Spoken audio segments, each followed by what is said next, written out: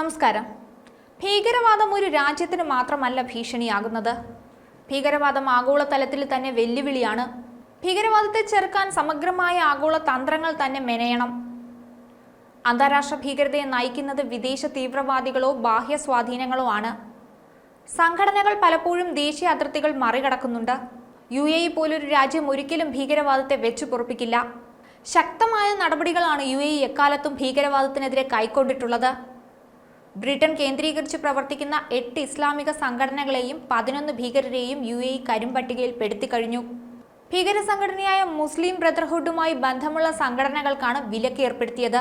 Cambridge education and training centre limited, Wembley tree limited, വാസ്ല ഫോറൽ, future graduates limited, Yas for investment and real estate, ഫോൾക്കോ UK properties limited, നാഫൽ capital എന്നിവയാണ് പട്ടികയിൽ ഉൾപ്പെടുത്തിയിരിക്കുന്ന സ്ഥാപനങ്ങൾ. ഇതിൽ പല സ്ഥാപനങ്ങളുടെ ഡയറക്ടർമാരും എക്സിക്യൂട്ടീവുമാരും UAE പൗരന്മാരാണ്. റിയൽ എസ്റ്റേറ്റ്, വിദ്യാഭ്യാസം, മീഡിയ സ്ഥാപനങ്ങൾ എന്നിവയുടെ മറവിൽ രാജ്യവിരുദ്ധ പ്രവർത്തനം നടത്തുകയായിരുന്നു ഇവർ. റിപ്പോർട്ടുകൾ പ്രകാരം ഈ സംഘടനകളുമായി പ്രവർത്തിക്കുന്നവർക്കും യാത്രാവിലക്കുണ്ടാകും. അവരുടെ ആസ്തികളും മരവിപ്പിക്കുമെന്നാണ് പുറത്തുവരുന്ന വിവരം. UAE ആസ്ഥാനമായുള്ള വ്യക്തികളെയും സ്ഥാപനങ്ങളെയും ഈ കരിമ്പട്ടികയിൽപ്പെടുത്തിയ സംഘടനകളുമായി ചേർന്ന് പ്രവർത്തിക്കാൻ അനുവദിക്കില്ല. സംഘടനകൾക്ക് പുറമെ തീവ്രവാദത്തെ പിന്തുണയ്ക്കുന്ന 11 പേരെ കൂടി കരിമ്പട്ടികയിൽ ഉൾപ്പെടുത്തിയിട്ടുണ്ടെന്നാണ് റിപ്പോർട്ടുകൾ. 1928 ഈജിപ്തിൽ ഹസൻ അൽ ബന്ന സ്ഥാപിച്ച ഇസ്ലാമിക ഭീകര സംഘടനയാണ് മുസ്ലിം ബ്രദർഹുഡ്. ശരീഅത്ത് നിയമം, അക്രമം, ഭീകരവാദം എന്നിവ പ്രോത്സാഹിപ്പിക്കുന്നതിൽ മുൻപന്തിയിലാണിത്. ഈജിപ്ത്, സൗദി അറേബ്യ തുടങ്ങിയ മുസ്ലിം ഭൂരിപക്ഷ അറബ് രാജ്യങ്ങളിൽ പോലും ഈ സംഘടന നിരോധിച്ചിട്ടുണ്ട്. കഴിഞ്ഞ വർഷം UAEയിൽ തീവ്രവാദ പ്രവർത്തനങ്ങൾ നടത്തിയതിന് മുസ്ലിം ബ്രദർഹുഡിലെ 43 പേർക്ക് ജീവപര്യന്തം തടവ് ലഭിച്ചിരുന്നു.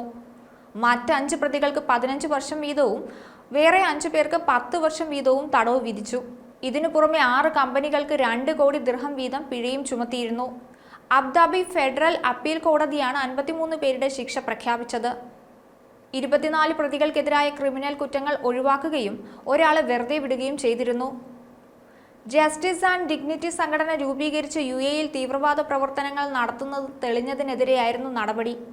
രാജ്യത്തിനെതിരെ സമൂഹ മാധ്യമങ്ങളിൽ ലേഖനങ്ങളും ട്വീറ്റുകളും പ്രചരിക്കുന്ന റീഫോം കോൾ എന്ന സംഘടനയുമായി സഹകരിച്ചതിനും തീവ്രവാദ സംഘടന സൃഷ്ടിക്കുക, നൽകുക, കള്ളപ്പണം വെളുപ്പിക്കുക എന്നീ കുറ്റങ്ങൾക്കുമാണ് ശിക്ഷ ലഭിച്ചത്.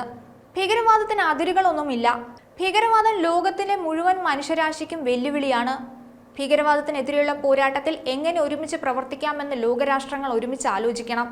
തീവ്രവാദ ആക്രമണങ്ങൾ നിരപരാധികളുടെ ജീവൻ നഷ്ടപ്പെടുത്തുന്നു. ഇത് സമൂഹത്തിൽ വ്യാപകമായ ഭയത്തിനും അക്ഷരാവസ്ഥയ്ക്കും കാരണമാകുന്നു. ഇവയ്ക്ക് പുറമെ രാഷ്ട്രീയ അസ്ഥിരതയും സൃഷ്ടിക്കുന്നുണ്ട്. ഏത് രാജ്യത്തായാലും തീവ്രവാദത്തിന്റെ വേരുകൾ വേരോടെ പിഴുതെറിയേണ്ടതാണ്.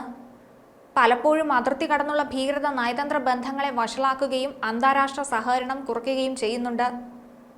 മറ്റൊരു വീഡിയോയുമായി വീണ്ടും കാണാം. ന്യൂസ് ഡെസ്ക്, ഈനാട് മലയാളം.